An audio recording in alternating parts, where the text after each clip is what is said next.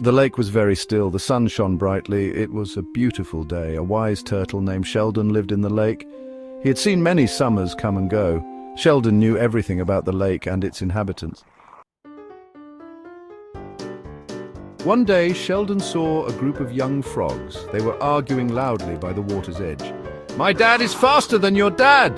croaked one frog, puffing out his chest. "No way," retorted another. "My dad can jump across the lake in 10 hops!"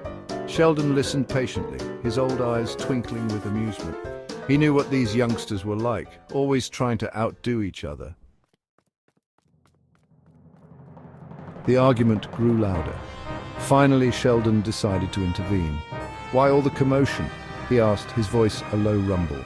The frogs were startled, but explained their predicament. They wanted to have a race to determine whose father could cross the lake fastest. Sheldon chuckled, his shell shaking slightly.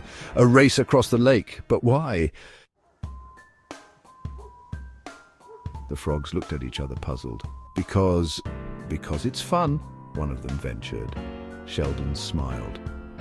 "But the lake is vast," he said, gesturing with his wrinkled neck, "and sometimes the fastest route isn't always a straight line."